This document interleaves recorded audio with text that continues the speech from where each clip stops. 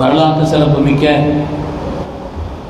நமது உயிரினும் மேலான கண்மணி முஹம்மது ரசூலுல்லாஹி ஸல்லல்லாஹு அலைஹி வஸல்லம் இந்த மீலாது பெருவிழா நிகழ்ச்சியினுடைய தலைவரும் சிறந்த கல்வியாளரும் பன்னூற்றுக்கணக்கான உலமாக்களை உருவாக்கி தந்த மிக சிறந்த மேதையும் மதரசாவின் மீதும் இல்மின் மீதும் மிகப்பெரிய தேட்டமுள்ள என்னுடைய கல்வியில் நிறைந்த மரியாதைக்குரிய இந்த ஸ்தாபனத்தினுடைய முதல்வர் ஹஜ்ரத் பெருந்தகை அவர்களே, எனக்கு முன்னால் இங்கே சுருக்கமாக அதே நேரத்தில் மீலாது நபியினுடைய நபிமாருடைய வரலாறுகளை கேட்பதனுடைய பயன்பாடுகளை மிக அழகாக சொல்லி அமைந்திருக்கக்கூடிய அருமையான சகோதரர் சங்கைக்குரிய அப்துல் ரஹ்மான் ஹஜ்ரத் பெருந்தகை அவர்களே, ஜாமியாவினுடைய மேன்மைக்குரிய உஸ்தாத்மார்களே, கண்ணியமிக்க நிர்வாக பெருமக்களே, இங்கே வருகின்றிருக்கக்கூடிய பெரியோர்களே, அருமையான மாணவ கண்மணிகளே, எதிர்காலத்தினுடைய பிரகாசங்களே, அல்லாஹ்வுடைய கருணையினால் 1500வது ஆண்டு ஸல்லல்லாஹு அலைஹி வஸல்லம் பிறந்து 1500ஆம் ஆண்டு உலகமெல்லாம் மிக சிறப்பான முறையில் இதை கொண்டாடுவதற்காக எதிர்பார்த்து கொண்டிருக்கக்கூடிய ஒன்று. 1500 எப்படிங்கிறத விளங்கிக்கிறணும். சொல்லுதா பிறந்து 1500 வருஷம்னு சொல்கிறோம் இல்லையா? எப்படி 1500 வருஷம்? இந்த ஹிஜ்ரி நீங்கள் எத்தனைங்க ஹிஜ்ரி? அசத்துமார்கள் சொல்லணும், ஒரு ஆள் சொல்லுங்களேன். அசத்துமார் சத்துலாம் வருது. ஹிஜ்ரி 1400. மாஷா அல்லா மாஷா அல்லா. ஒரு ஆள் சொன்னால் பரிசு கொடுத்துடலாம், மொத்தமாக சொல்லும்பொழுது அவ்வளோ கொடுக்க முடியாது. 1447. அவங்க ஹிஜ்ரத்து போன வருஷம் 53.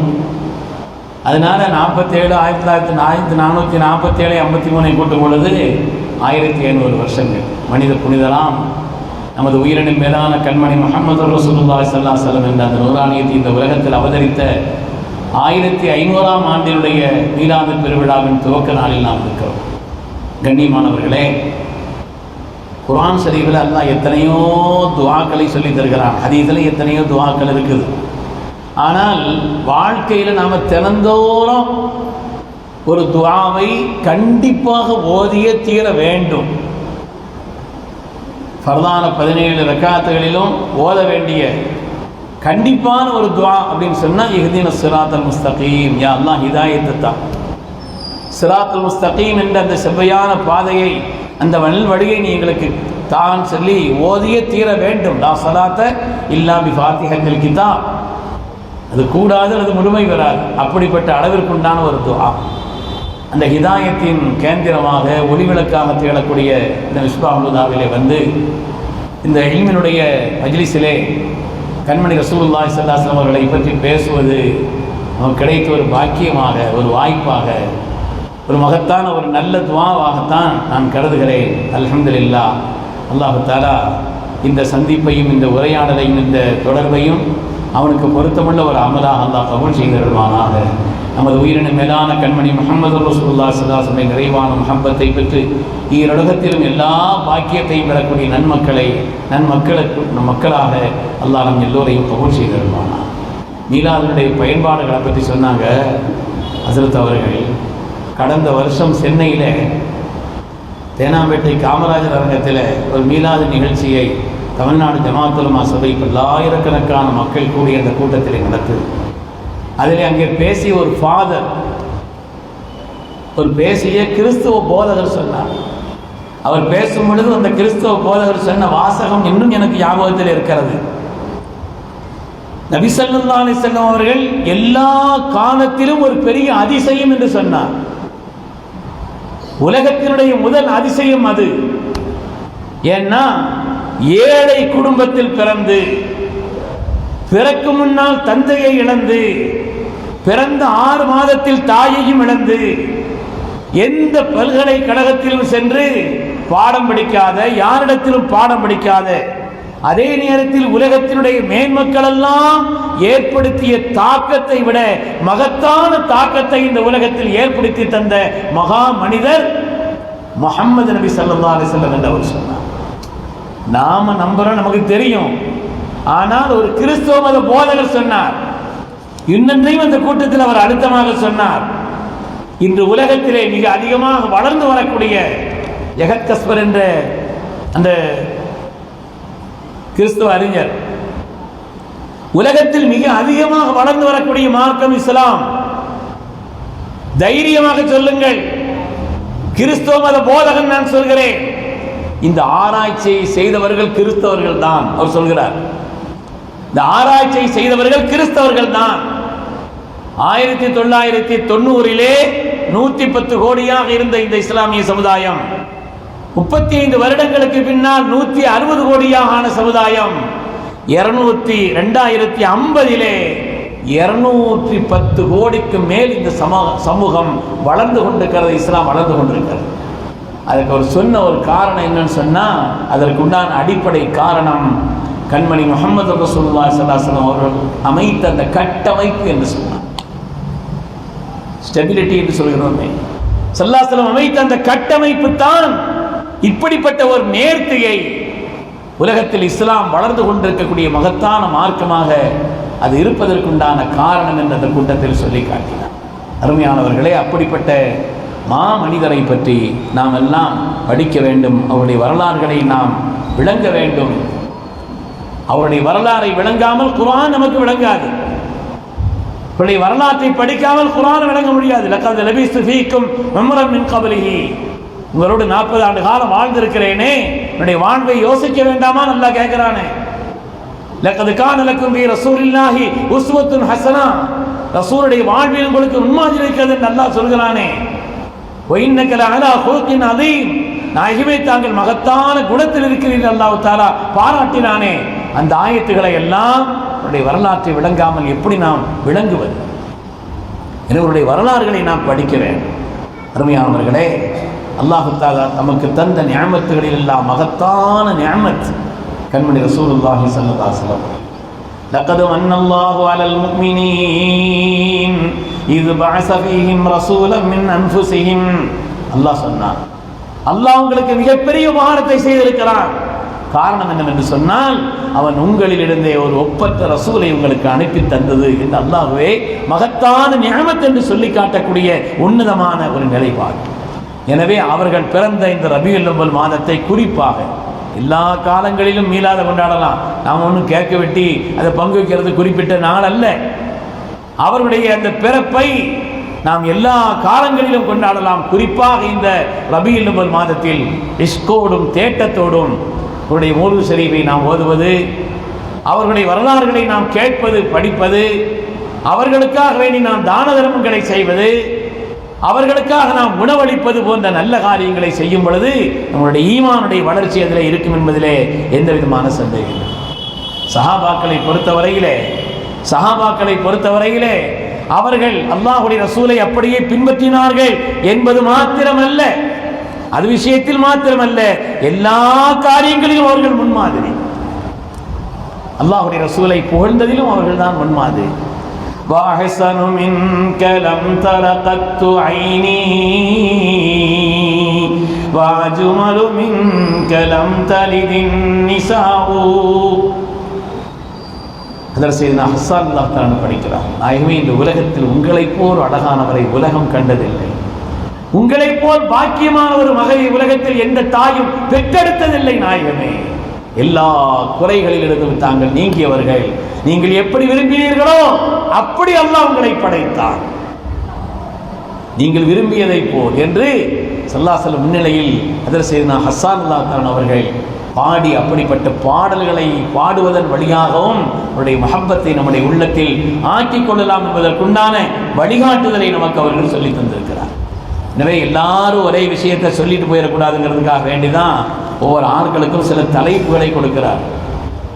அண்ணல் இன்றி அகிலம் இல்லைன்னு ஒரு தலைப்பு. பெருமக்களே, அல்லாஹ்வுடைய ரசூலுடைய காதலர்கள், அவருடைய நேசர்கள் பேச வேண்டிய ஒரு உன்னதமான தலைப்பு. அல்லாஹ் நமக்கும் அந்த நேசத்தை நிறைவாக்கி தந்திருக்க வேண்டும். அண்ணலின்றி அகிலம் இல்லை என்று சொன்னால் அவர்களுக்கு பிறகு புருதா ஷரீஃப் ஓதணும். இந்த உலகமும் சரி ஆகிரத்தும் அவர்களுடைய கொடைதான். فَإِنَّ مِنْ جُودِكَ الدُّنْيَا وَضَرَّتَهَا ومن علومك علم اللوح والقلم. அவங்களுடைய கொடை இந்த உலகத்தின் எல்லாம். அதனால தான் ஹதீஸில் வருது, ஹதீஸ குதுஸிலே குன்து கன்ஸம் மக்ஃபியா, அல்லாஹ் சொல்கிறான், நான் மறைபொருளாக இருந்தேன், நான் மறைபொருளாக இருந்தேன், நான் இந்த உலகத்தில் அறியப்பட வேண்டும் என்று நான் விரும்பினேன். ஃபஹலக்துல் ஹல்க, படைப்பினங்களை படைத்தேன். பெருமக்கள் சொல்வார்கள், அந்த ஹலக்துல் ஹல்கங்கிறதுக்கு ஸல்லல்லாஹு நூறானியத்தை படைத்தது என்று சொல்வார். ஆனா மின் நூர் இல்லா குல்லு ஷைஇன் மின் நூரி, நான் அல்லாஹ்வுடைய நூறானியன், உலகமெல்லாம் என்னுடைய நூறிலிருந்து வந்தது என்று இருக்கிறது. அதனாலே அல்லாஹ் தான் அறியப்பட வேண்டும் என்று அவன் நாடினான். அதனால் ஸல்லல்லாஹு அலைஹி வஸல்லம் படைத்தான். அருமையானவர்களே, ஹதீஸிலே வரக்கூடிய இந்த செய்திகள் எல்லாம் ஏதோ அவங்களுடைய 40வது வயசுல நுபுவத் அவங்களுக்கு வழங்கப்பட்டதுங்கிற மாதிரி படிச்சிருக்கிறோம். குன்து நபியன் வ ஆதம பைனல் மாஇ வத்தீன், இந்த உலகத்தில் ஆதம் அலைஹிஸ்ஸலாம் படைப்பதற்கு முன்னாலேயே நான் நபியாக இருந்தேன் என்று சொல்கிறார்களே, என்ன அர்த்தம்? அன காசிமுன் வல்லாஹு முஅத்தி, அல்லாஹ் தான் கொடுப்பவன், நான் பங்கு வைப்பவன் என்று சொல்கிறார்கள். எதை பங்கு வைக்கிறார்கள்? எல்லாத்தையும், யார் யாருக்கு எதை எப்பொழுது எங்கே எவ்வளவு கொடுக்க வேண்டும் என்பதையும் ஹஜ்ரத் ரசூலுல்லாஹி ஸல்லல்லாஹு அலைஹி வஸல்லம் அவர்கள் தான் பங்கு வைத்து கொடுக்கிறார் என்பதையும் பார்க்கிறோம். எனவே அல்லாஹ் தஆலா இந்த உலகத்திலே அவர்களுடைய நூறானியத்தை காரணமாக்கித்தான் உலகத்தையே ரப்பு படைத்தான் என்பதிலே எந்த விதமான சந்தேகம் இல்லை. அப்படிப்பட்ட மகத்தான மாண்பிற்குரியவர்கள் ஹஜ்ரத் ரசூலுல்லாஹி ஸல்லல்லாஹு அலைஹி வஸல்லம் அவர்கள். சங்கைக்குரியவர்களே, மாதிரி அல்லாஹ்வுடைய ரசூல் இல்லை என்று சொன்னால் மனித வாழ்விற்கு தேவையான அத்தனையும் இல்லை. அது இல்லை இது இல்லைங்கிறது இல்லை, மனித வாழ்விற்கு தேவையான எல்லாவற்றையும். உமர் ரலியல்லாஹு அன்ஹு இடத்துல கேட்டாங்க, ஸல்லல்லாஹு அலைஹி வஸல்லம் என்ற அந்த வழிகாட்டி இந்த உலகத்திலே வருவதற்கு முன்னால், அதற்கு முன்னாலே உங்களுக்கு தலைமைத்தனத்திற்கு வேறு யாரும் இல்லையான்னு கேட்டாங்க. ஸல்லல்லாஹு அலைஹி வஸல்லம் இந்த உலகத்திலே வருவதற்கு முன்னால் உங்களுக்கு தலைமைத்தனத்திற்கும் வழிகாட்டுவதற்கும் யாருமே இல்லையான்னு கேட்டாங்க. ஒருதான் சொன்னாங்க, திறமையானவர்கள் இருந்தார்கள், ஆற்றலுள்ளவர்கள் இருந்தார்கள், ஆனால் யாரும் ஹாதியாக இல்லைன்னு சொன்னாங்க. எல்லோரும் இருந்தார்கள், ஆனால் யாரும் ஹாதியாக இல்லை. ஸல்லல்லாஹு அலைஹி வஸல்லம் தான் எங்களுக்கு ஹாதியாக, அல்லாஹ்வுடைய ரசூல் தான் எங்களுக்கு ஹாதியாக இருந்தார்கள் என்று செய்தனா உமர் இப்னு கத்தாப் ரலியல்லாஹு தஆலா சொல்கிறார்களே, அன்னல் இன்றி அகிலம் இல்லை என்பது உமர்தானுடைய இந்த வாக்கிலிருந்து நாம் விளக்கலாம். ஸல்லல்லாஹு அலைஹி வஸல்லம் சொல்கிறார்களே, அலம் ஆதீக்கும் அன்தும் துல்லாரன் ஃபஹதாக்கும் அல்லாஹு பி, நீங்கள் எல்லாம் வழிகாட்டில் இருந்தீர்கள், அல்லாஹ் தஆலா என்னை காரணமாக வைத்து உங்களுக்கு ஹிதாயத்தை தரவில்லையான்னு கேட்டாங்க.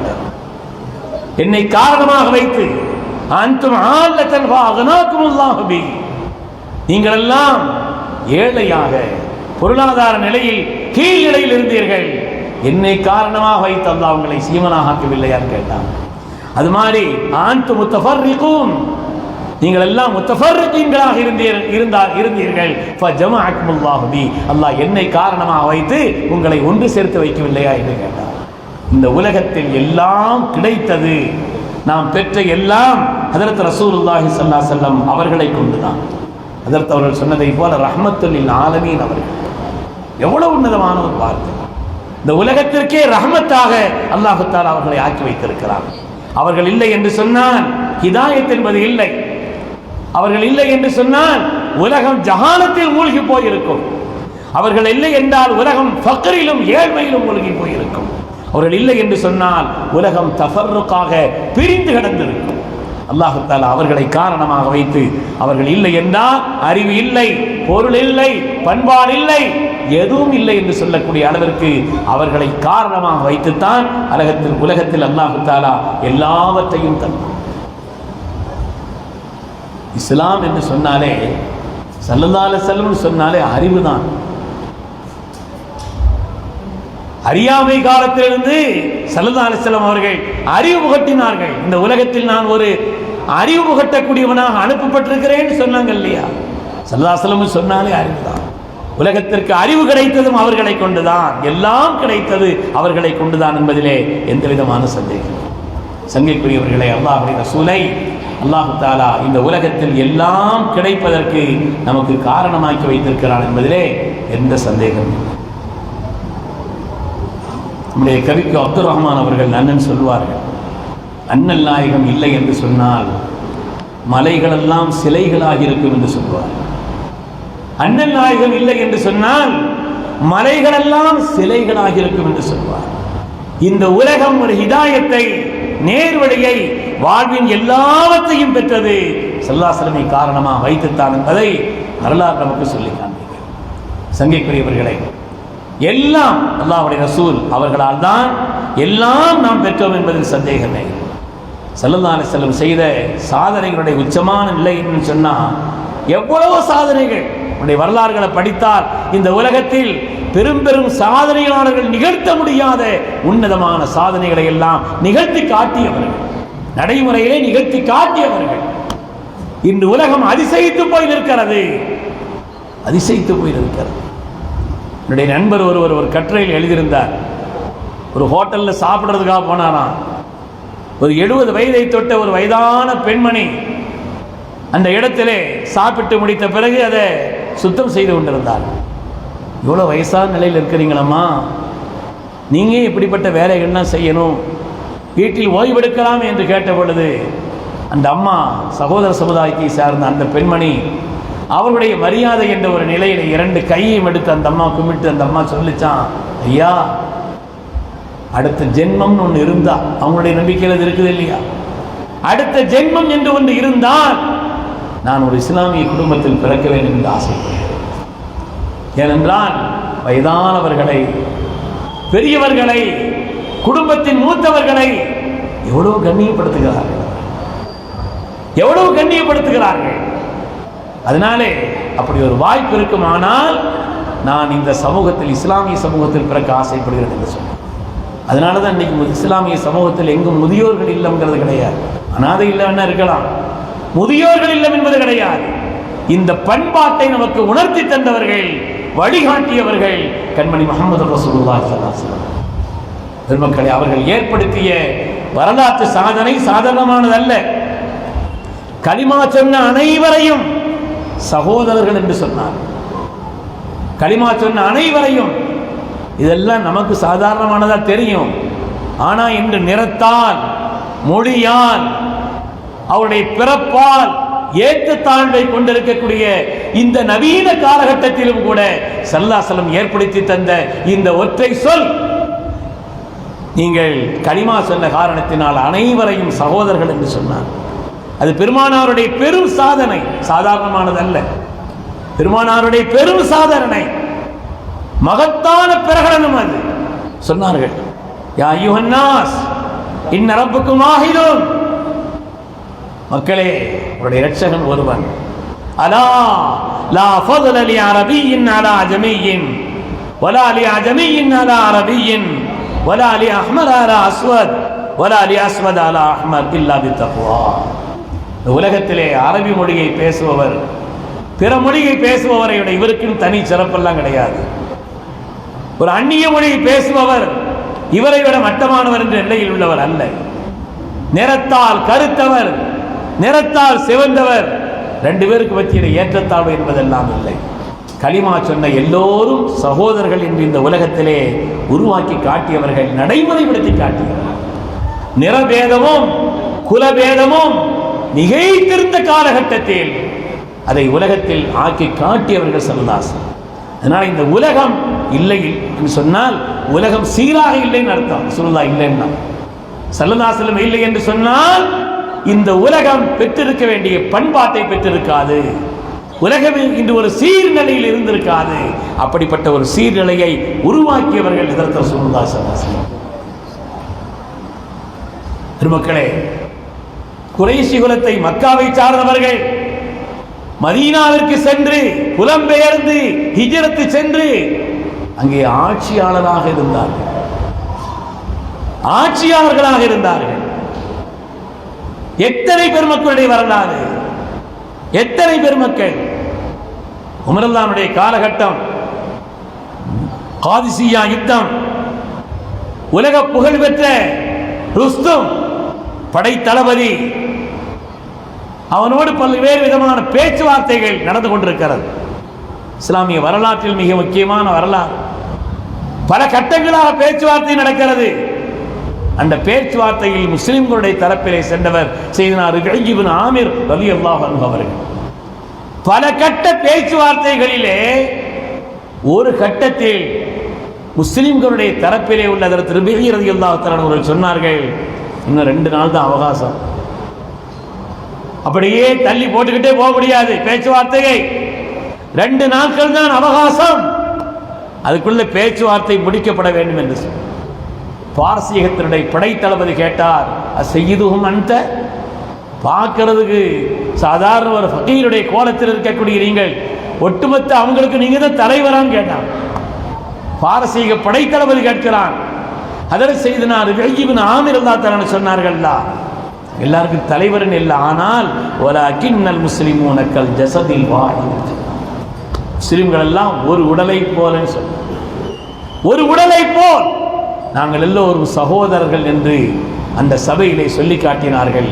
ஹஜ்ரத் ஸையதுனா ரிபீ இப்னு ஆமிர் ரலியல்லாஹு அன்ஹு ஈமான் கொண்ட காரணத்தினால், மொழியால், நிறத்தால், பிறப்பால், நாட்டால் வேறுபட்டவர்கள் என்ற இந்த காலகட்டத்தினுடைய மௌட்டிக நிலையில் இருந்து அந்த காலத்திலேயே சகோதரர்கள் என்பதை சொல்லி காட்டியது மாத்திரமல்ல, உலகத்தில் அந்த பெரும் சாதனையை நிகழ்த்தி காட்டியவர். அதனாலேதான் அரசியலில் மாத்திரமல்ல, ஸல்லல்லாஹு இந்த சாதனை அரசியலில் மாத்திரமல்ல. இன்று இமாமுல் ஆலம் அபூ ஹனீஃபா ரஹ்மத்துல்லாஹி அலைஹி அவர்கள், அவங்களுடைய தாய்மொழி பாரசி, பாரசீக மொழி, ஆனால் இஸ்லாமிய உலகத்திற்கு, சட்ட உலகத்திற்கு அவர்கள் ஆற்றி தந்த சாதனை கொஞ்சம் நஞ்சமா? இஸ்லாமிய உலகம் அதை கையேந்தி ஏற்றுக்கொண்டிருக்கிறதே. அவர்கள் சட்ட உலகத்திற்கு தந்த அந்த நிகழ்த்திய சாதனை சாதாரணமானதல்ல. அதாவது ஃபர்லி மஸ்அலான்னு சொல்லுவாங்க ஃபிக்ஹ் கிதாபுகள்ல, இப்படி இருந்தால், இப்படி வந்தால், இப்படி ஆனால் என்ன நடக்க வேண்டும், அப்படி ஃபர்லி மஸ்ஆயில்கள் மாத்திரம் அதற்கு இமாமுல் ஆலம் அவர்கள் 6000 மஸ்அலா இருக்கிறாங்க. 6000 மஸ்அலாக்களை அதற்கு இமாமுல் ஆலம் அபூ ஹனீஃபா ரஹ்மத்துல்லாஹி அலைஹி அவர்கள் அந்த ஃபர்லி மஸ்ஆயில்களை இன்றைய காலகட்டத்திலே ஒரு பிரச்சனை என்றிருந்தாலும் கூட அதற்குண்டான ஒரு தீர்வை அதற்கு இமாமுல் ஆலம் சொல்லி தந்திருக்கிறார். சமீபத்தில் கேரளத்தில் நடந்த ஒரு சம்பவம், ஒரு பள்ளிவாசல், அந்த பள்ளிவாசல்ல விசாலமான அந்த ஹால், அவர் பக்கத்தில் ஒரு வீடு, அந்த வீட்டுக்காரர் தன்னுடைய வீட்டினுடைய முற்றத்தில் ஒரு மரம் வளர்த்தார். நடந்த சம்பவம், மரம் வளர்த்தார். அந்த மரம் வளர்ந்து கிளைகளை விட்டு பள்ளியினுடைய விசாலமான முற்றத்தில் எல்லாம் பல கிளைகள் பரவி இங்கேயும் பெரிய பெரிய மரங்கள் உருவாகிவிட்டது. பள்ளிக்காரங்க பார்த்தாங்க, நம்ம பள்ளியில் மரங்கள் எல்லாம் பெருசாக உருவாகி இருக்குது, இதை வெட்டி நம்ம காசாக்கிற வேண்டியதான், பணமாக்கிற வேண்டியதான் முடிவு பண்ணி வெட்டணும்னு முடிவு பண்ணுறான். அப்படி முடிவு பண்ணுற நேரத்தில் யார் அசல் மரம் இருந்ததோ அந்த மரத்தை அந்த வீட்டுக்காரர் சொன்னார், அது உங்களுக்கு சொந்தமானதல்ல, அந்த மரம் போல எனக்கு சொந்தம்ங்கிறார் அவர். அதுபோல எனக்கு சொந்தம், அங்கே வளர்ந்திருந்தாலும் கூட அசல் மரத்தை நான் அல்லவா இங்கே உருவாக்கினேன், அது எனக்கு சொந்தம்ங்கிறாங்க. ஷரியத்தின்படி நடக்க வேண்டும் என்று தேட்டமுள்ள அந்த ஜமாத்தினுடைய பெருமக்கள் அவங்களுடைய உஸ்தாத் இடத்துல, இமாம் இடத்துல வந்து சொல்கிறாங்க. இமாம் சொன்னாங்க, இது புது மசாலாவாக இருக்குது, என்னன்னு தெரியல, என்னுடைய உஸ்தாத் அவரிடத்தில் நான் கேட்டு வந்து சொல்கிறேன். என்னுடைய உஸ்தாத் மீராங்குட்டி முஸ்லியார்னு ஒரு ஆள் இருக்கிறாங்க, நான் அவங்கள சந்தித்து அவரிடத்தில் கேட்டு வந்து இந்த மசாலாவையும் உங்களுக்கு சொல்கிறேன்னு சொல்லிட்டு இங்கிருந்து அவருடைய உஸ்தாதை தேடி பயணப்படுகிறார். நடந்த சம்பவம். பயணப்பட்டால் அவங்களுடைய உஸ்தாத் அப்படின்னா எங்கேயும் அவசரமாக ஒரு வண்டியில் ஏறி போகிறதுக்காக காரில் ஏறி உட்கார்ந்துருக்கிறார். இந்த மௌனம் எந்த விஷயம்னு சொல்லி அவங்களை கூப்பிட்டு கேட்குறா, இங்கே வந்திருக்கிற என்ன விஷயம்னு கேட்குறா. இந்த உஸ்தாத் மாதிரி எங்கள் நாட்டில் ஒரு பிரச்சனை, ஒரு வீட்டுக்காரர் மரத்தை உருவாக்கினார், பள்ளியில் விசாலமான இடம் இருந்துச்சு, எனவே அங்கிருந்து தோன்றிய அந்த மரம் இங்கே எல்லாம் கிளை விட்டு பரப்பி பெரிய பெரிய மரங்கள் உருவாகி விட்டது. பள்ளிக்காரங்க இதை வெட்டணும்னு சொல்கிறாங்க. அதனால இது அவங்களுக்கு சொந்தமாக்குங்கிறாங்க, அவர் அது உங்களுக்கு சொந்தம் இல்லைங்கிறாரு. இதனுடைய மசாலா என்ன என்று தெரிந்து கொள்வதற்காக உங்களிடத்தில் வந்தேன். உஸ்தாத் அவர்கள் அவ்வளோ திறமையானவங்க. அவங்க சொன்னாங்களாம், மானே முகுனின்னு ஒரு கிதாப் இருக்குது, அந்த முகுனிங்கிற கிதாபில் சுல்ஹுன்னு ஒரு பாடம் இருக்குது, அந்த சுல்ஹு பாடத்தை எடுத்துப்பார், அதனுடைய ஆரம்பத்திலே இது சம்மந்தப்பட்ட மசாலா தான் வருதுன்ட்டு அவர் வண்டியை கிளம்பிட்டார். பெருமக்களே, அந்த சுல்ஹுங்கிற கிதாபில் இதா நபத ரஜுலுன் ஷஜரத்தன், ஒரு மனிதன் ஒரு மரத்தை நட்டார், அது கிளைகள் பரவி பல்வேறு இடங்களில் பரவிவிட்டால், அவருக்கு சொந்தமில்லாத வேறு இடங்களில் பரவிவிட்டால் அந்த மரம் யாருக்கு சொந்தம்? அந்த மரம் அசலிலே முதல் மரத்தை நட்ட அவருக்கு தான் சொந்தம். ஆனா பள்ளிவாசலை இவ்வளவு விசாலமான இடத்தை இவை ஆக்கிரமித்து நின்றிருக்கிறதே, வளர்ந்திருக்கிறதே, இந்த மண்ணிலிருந்து சத்துக்களை உறிஞ்சிருக்கிறதே, இவங்களுக்கு எந்த பலனும் இல்லையான்னா இங்கே இருந்ததற்கான அந்த இடத்துக்கான வாடகை அவர் கொடுக்கணும் அப்படின்னு பத்துவா சொன்னார். இதை சொல்ல வருவதனுடைய நோக்கம் என்னன்னு சொன்னா, அதற்கு இமாமுல் ஆலம் அவர்கள் பாரசீக மொழியை சார்ந்தவர்கள். ஆனால் இந்த உலகத்தில் 6000க்கும் மேற்பட்ட ஃபர்தி மசாலாக்களை உருவாக்கி தந்திருக்கிறார்கள் என்று சொன்னால் இஸ்லாமிய உலகம் அவர்களை ஏற்றதா இல்லையா? இல்லை, அவர் பாரசீக மொழிக்காரரு, அவங்க எடுத்து தந்த அந்த இஸ்லாமிய சட்டத்தை எல்லாம் ஏற்க முடியாது என்று இஸ்லாமிய உலகம் தள்ளியதா? இந்த ஒன்றுபட்ட நிலையை, சகோதரர்கள் என்ற ஒரு நிலையை மொழிக்கு அப்பாற்பட்டு நாட்டிற்கு அப்பாற்பட்டு இந்த உணர்வை, சகோதரத்துவத்தினுடைய தன்மையை உருவாக்கி தந்த பெரும் சாதனையாளர் கண்மணி முஹம்மது ரசூலுல்லாஹி ஸல்லல்லாஹு அலைஹி வஸல்லம். உண்மையானவர்களே, ஹஜ்ரத் இமாம் புகாரி ரஹ்மத்துல்லாஹி அலைஹி அவர்கள் ஹதீஸ் உலகத்திற்கு அவர்கள் ஏற்படுத்தி தந்த சாதனை கொஞ்சமா? இத்தஃபகல் அஇம்மா அலா அன்ன ஸஹல் குத்பி மஅத கிதாபில்லாஹி ஸஹீஹுல் புகாரி. அல்லாஹ்வுடைய வேதத்திற்கு பின்னால் இந்த உலகத்தில் ஆதாரபூர்வமான ஒரு கிரந்தத்தை தந்தவர்கள் ஹஜ்ரத் இமாம் முஹம்மது பின் இஸ்மாயில் புகாரி ரஹ்மத்துல்லாஹி அலைஹி. அரபியர் அவர், அரபி மொழியை சார்ந்தவர் அல்ல. ஸல்லல்லாஹு அலைஹி வஸல்லம் ஈமான் கொண்ட எல்லோரும் சகோதரர்கள் என்று சொன்னார்கள் என்றால் அது எவ்வளவு பெரிய தாக்கத்தை மார்க்கத்தில் ஏற்படுத்தி தந்திருக்கிறது. அரசியல் உலகம் மாத்திரமல்ல, அதை தவிர இமாம் மாலிக் ரஹ்மத்துல்லாஹி அலைஹி தவிர பெரும்பாலான முஹத்திதீன்கள் அரபி மொழி அல்லாதவர்கள் தான், அரபி மொழி பேசுபவர்கள் அல்லாதவர்கள் தான். ஆனால் இந்த உலகம் அவர்களுடைய மொழியை ஏற்றதா இல்லையா? அவருடைய ஆளுமையை, அவருடைய திறமையை இந்த உலகம் ஏற்றதா இல்லையா? உண்மையானவர்களே, இன்னைக்கு உலகத்தில் ஏதாவது சீர்குலைவு ஏற்படுதுன்னா ஸல்லல்லாஹு அலைஹி வஸல்லம் சொல்லி தந்த அந்த கட்டமைப்பை யார் சீர்குலைக்கிறார்களோ அங்கிருந்த சீர்குலைவு ஏற்படுகிறது.